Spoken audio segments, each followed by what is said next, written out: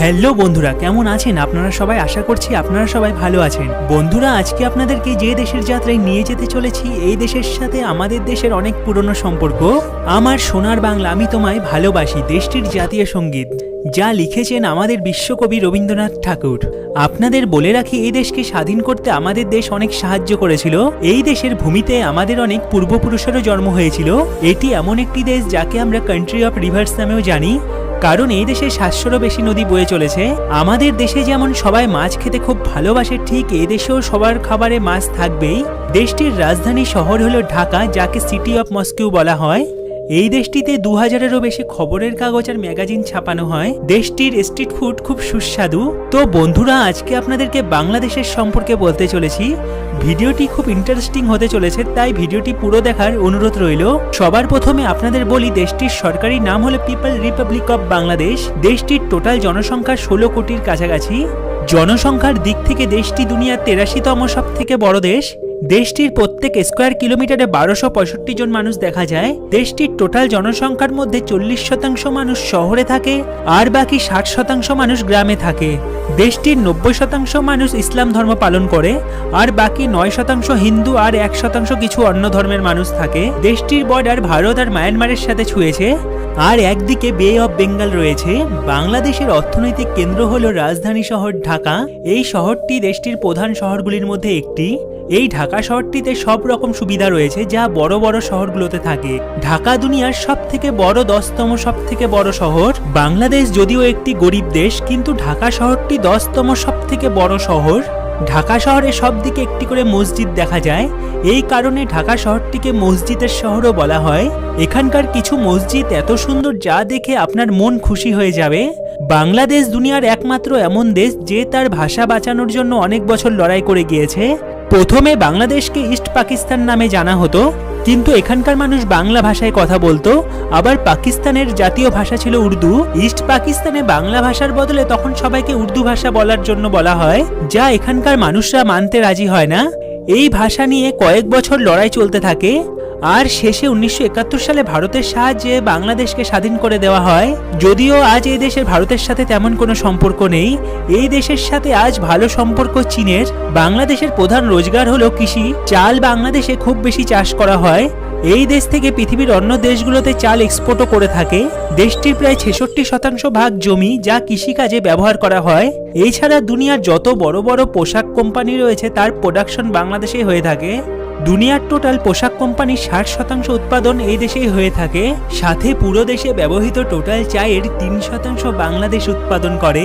এখানে প্রায় 50 লাখ মানুষ চায়ের চাষের সঙ্গে জুড়ে রয়েছে, আর তাদের ঘর পরিবার চালাচ্ছে। বাংলাদেশে মেয়েদের জীবন খুব কষ্টকর, কারণ নাইজেরিয়ার পর বাংলাদেশে বাল্যবিবাহর দিকে দ্বিতীয় নম্বরে রয়েছে।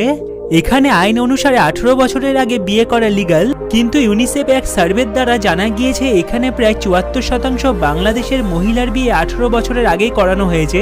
শুধু এটুকুই না, আরো অনেক খবর সামনে এসেছে যে পয়সার জন্য বাচ্চা বাচ্চা মেয়েদের বুড়ো বুড়ো লোকের সাথে বিয়ে দেওয়া হচ্ছে। এক সময় তো এমনও ছিল যে এখানকার মেয়েদের সুন্দরী হওয়া মানে তাদের বিপদ। এখানে আজ থেকে অনেক বছর আগে অনেক গরিব ছিল, আর এখানে ধনী পুরুষরা গরিব মহিলাদের তাদের সাথে রাখতো। একজন পুরুষ অনেকগুলো করে বিয়ে করত শুধুমাত্র আনন্দ করার জন্য। এই ছিল এই দেশের মহিলাদের অবস্থা। বাংলাদেশের মানুষদের ক্রিকেটের ওপর আলাদাই নেশা। ক্রিকেট এই দেশের প্রত্যেক মানুষের মনে থাকে সব সময়। বাংলাদেশের ক্রিকেট টিম খুব কম সময় তাদের খুব ভালো খেলার জন্য ইন্টারন্যাশনাল লেভেলেও পৌঁছে গিয়েছে। আজ তো এই দেশ অনেক বড় বড় দেশকে তাদের দেশে গিয়ে হারিয়ে আসছে। আমাদের দেশে যেমন সকালের শুরু সবসময় গরম চা দিয়ে হয়, কিন্তু এখানে মানুষেরা খবরের কাগজ পড়ে তাদের দিন শুরু করে। খবরের কাগজ পড়তে এখানকার মানুষরা খুব পছন্দ করে। এই জন্য তো 2000-এরও বেশি খবরের কাগজ আর ম্যাগাজিন এই দেশে ছাপানো হয়।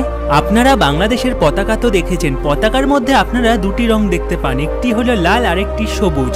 সবুজ রঙের অর্থ হলো কৃষি, আর লাল রঙের অর্থ হলো বলিদান। যে বলিদান এই দেশের স্বাধীনতার জন্য এখানকার মানুষরা দিয়েছিল। ভারত আর বাংলাদেশের সুন্দরবন দুনিয়ার সব থেকে বড় বন। সুন্দরবনের 40% অংশ ভারতে রয়েছে, আর বাকি 60% অংশ বাংলাদেশে রয়েছে। সুন্দরবনকে ইউনেস্কো ওয়ার্ল্ড হেরিটেজ সাইটে ঘোষণা করা হয়েছে, যা সুন্দর সুন্দর গাছের জন্য এই বনকে সুন্দরবন বলা হয়। সুন্দরবন বাংলার রয়্যাল বেঙ্গল টাইগারের ঘর। বাংলাদেশের একটি কথা যা শুনলে আপনারা চমকে যাবেন, এখানকার মানুষ হাসিকে খুব ভুল মানে। আপনাকে দেখে হাসবে এমন কোনো মানুষ আপনি এই দেশে দেখতে পাবেন না। বাংলাদেশকে কান্ট্রি অফ রিভার্সও বলা হয়, কারণ এই ছোট্ট দেশটিতে 700-রও বেশি নদী বয়ে চলেছে। এশিয়ার 3টি বড় বড় নদী গঙ্গা, মেঘনা আর ব্রহ্মপুত্র, এই 3টি নদী বাংলাদেশে বয়ে চলেছে। এই নদীর লাভও যেমন রয়েছে তেমন ক্ষতিও রয়েছে। এই নদীর কারণে বাংলাদেশে প্রত্যেক বছর বন্যা আসে। এই বন্যার কারণে অনেক মানুষের ক্ষতি হয়, যা এখানকার অর্থ ব্যবস্থাকে দুর্বল করে তোলে। বন্যার কথা বলতে গিয়ে আরেকটি কথা মনে পড়ে গেল। বাংলাদেশে বন্যার সময় একটি অন্য ছবিও দেখা যায়, আর এ হলো বোট স্কুল। বন্যার কারণে এখানে সব বরবাদ হয়ে যায়, কিন্তু বাচ্চাদের পড়াশোনার উপর যেন ক্ষতি না হয় তার জন্য এখানে বোট স্কুল শুরু হয়েছে, যাতে বাচ্চারা পড়াশোনা সুন্দরভাবে করতে পারে, যা খুব সাফল্য পেয়েছে। বাংলাদেশের আরেকটি কথা যা আপনাদের ভালো লাগবে না, কারণ দেশটি খুব নোংরা। দেশটির চারদিকে খুব নোংরা দেখা যায়। নোংরার সাথে সাথেও এখানে আরেকটি সমস্যা রয়েছে, তা হলো এখানকার ট্রাফিক। বাংলাদেশের সব জায়গায় আপনারা ভয়ঙ্কর ট্রাফিক দেখতে পাবেন। সাইকেল আর রিক্সার কারণে এখানে খুব বেশি জ্যাম হয়। আপনি যেখানেই যাবেন শুধু ট্রাফিকই দেখতে পাবেন। এই জন্য বলা হয় আপনি যদি ঢাকা থেকে ফ্লাইট নিতে চান তো আপনাকে 4 ঘন্টা আগে বেরোতে হবে। এই দেশ ছোট, কিন্তু এই দেশে 17টি এয়ারপোর্ট রয়েছে। ফ্লাইটে যেতে আপনার কোনো সময় অসুবিধা হবে না। খুব সুন্দরভাবে এক শহর থেকে অন্য শহরে খুব সুন্দরভাবে পৌঁছে যাবেন। বাংলাদেশের কাছে রয়েছে দুনিয়ার সবথেকে বড় সি বিচ, এর নাম হলো বাজার বিচ, যা 120 মিটার লম্বা। মানে আপনি যদি এই বিচটিকে পুরো দেখতে চান তাহলে আপনার 2 দিন সময় লেগে যাবে। এই বিচে বাংলাদেশের সবথেকে বড় মার্কেট বসে। বন্ধুরা, ভারতের পড়োশী দেশ বাংলাদেশ পর্যটকদের খুব পছন্দের দেশ। প্রকৃতির সবুজ দৃশ্য এই দেশে দেখার মতো অনেক সুন্দর সুন্দর জায়গা রয়েছে। পর্যটকরা এখানে ইতিহাস, সমুদ্র, পিকনিক স্পট, জঙ্গল আর আদিবাসী লোক দেখতে পায়। কোনো পর্যটক যদি মাছ ধরতে পছন্দ করে তাহলে সে সেই সুবিধাও পায়। তো বন্ধুরা, এখন আপনাদেরকে জানাবো বাংলাদেশে এমন কোন কোন জায়গা আছে যেখানে আপনি ভ্রমণ করতে পারেন। ঢাকা, বাংলাদেশের রাজধানী ঢাকা পর্যটকদের খুব আকর্ষণের জায়গা। বুড়িগঙ্গা নদীর তীরে অবস্থিত দেশটির সবথেকে বড় শহর। এই শহরটি খুব উন্নত, আর এই শহরটি খুব তাড়াতাড়ি আধুনিকতা আর উন্নতির দিকে এগিয়ে যাচ্ছে। ঢাকা শহরটি 818 স্কয়ার কিলোমিটার জুড়ে বিস্তৃত। এখানে প্রায় 70 লাখ মানুষের বসবাস। সাংস্কৃতিক আর রাজনৈতিকের মুখ্য কেন্দ্র হলো ঢাকা। ঢাকার একটি নিজের ইতিহাসও রয়েছে। এই শহরটিকে মসজিদের শহর নামেও জানা হয়। সুন্দরবন, বাংলাদেশে পর্যটকদের প্রধান আকর্ষণের স্থান হলো সুন্দরবন। সুন্দরবনের একটি অংশ আমাদের দেশও রয়েছে। সুন্দরবনের যাত্রা আপনি যদি একবার করেন তাহলে আপনি সারা জীবন মনে রাখবেন। রয়্যাল বেঙ্গল টাইগার যদি আপনি দেখতে চান তাহলে সুন্দরবনের যাত্রা আপনি একবার হলেও করবেন।